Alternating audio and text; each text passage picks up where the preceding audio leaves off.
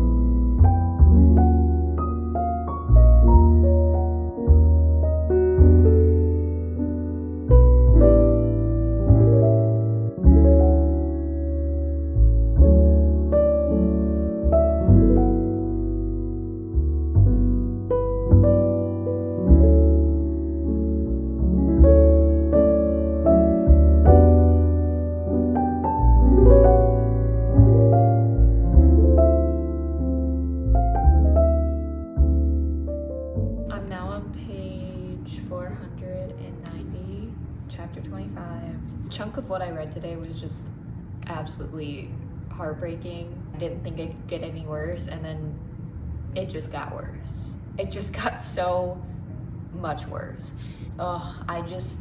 These characters, I feel them so much, and they just feel real to me.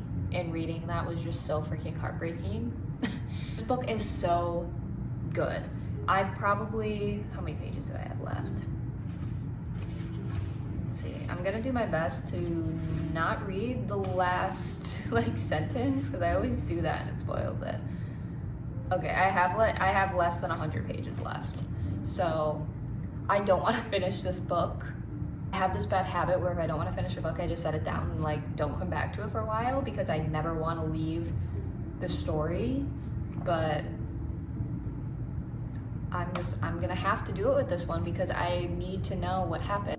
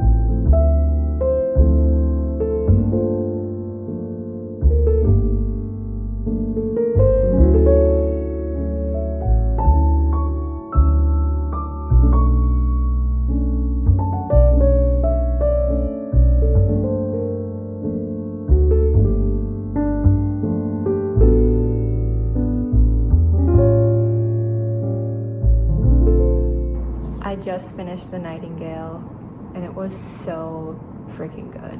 This is honestly my favorite read of 2024, and quite honestly, I think this is going to be my favorite book of all time. I don't know if anything is ever going to top the way I felt for these characters and how invested I was in the story.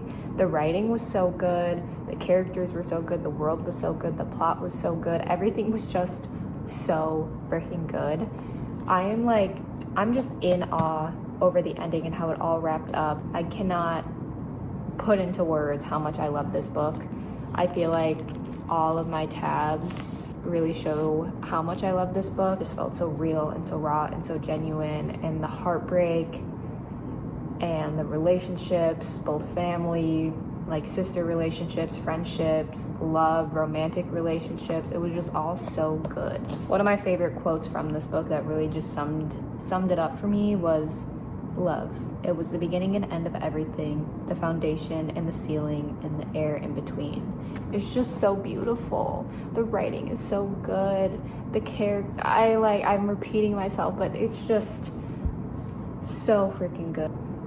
It's just so good. I'm at a loss for words. I don't know. It was just so good. And I'm gonna miss these characters so much. But their story was just so good. Of course, don't want to spoil anything, so if you're going to read this book, you don't want any spoilers, I'm going to talk about spoilers right now, so skip to a different part of this video. But oh my god, the way that this just literally ripped my heart out, broke my heart. I have never cried so much reading a book.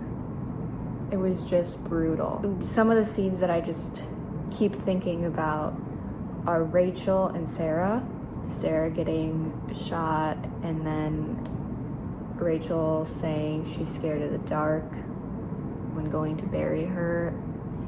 That just broke my heart. I don't even have the words to describe how I felt reading that. And then the last chapter, seeing Ari again and knowing that Sophie and Ari never saw each other again. The last time they saw each other was when Ari was taken back to his family in America. They never saw each other again. And also finding out that Isabel did die that day when Gaetan came back. I don't know if that's even how you pronounce his name, but that's how I've been pronouncing it as I'm reading it. Isabel went through so much, and her story ended there. When I found out that Vianne was the 1990-1995 narrator, I was absolutely shocked. I had thought it was going to be Isabel because of the Juliet trunk up in the attic. So I just assumed from there that it was going to be Isabel, but when I found out that it was Vianne, I was just in absolute shock. Things that Vianne went through, and she just lived the rest of her life not sharing any of these stories with Julian. It's honestly just, it's so insane. I cannot imagine how these characters just continued on daily life after everything that they went through. Crazy, like that this is a real life event. This happened. This story might not be true, but the events that took place in the story are true, and probably so many real life experiences were written in this book. These characters may not be real, but what these characters endured was real. I don't know what else to say, but that this book is a masterpiece, and I will be thinking about these characters forever. I definitely recommend reading this. Please pick it up if any of it interested you. If you're in the mood to cry, this book will do it for you. I feel like I've been reading this book for so long when it really wasn't. There's so much in this book to unpack and comprehend and work through. I found myself having to set this book down and digest what I had just read because of how heavy some of the material was. I really, really recommend this. 5-star read, one of the best books ever. I think one of my favorite books of all time. We've reached the end of this video, and I hope that you guys enjoyed diving into the world of The Nightingale by Kristin Hannah. I had such a fun time doing it, and I hope you guys did too. Thank you for watching. Don't forget to like, comment, and subscribe, and I'll see you guys in my next video. Bye guys.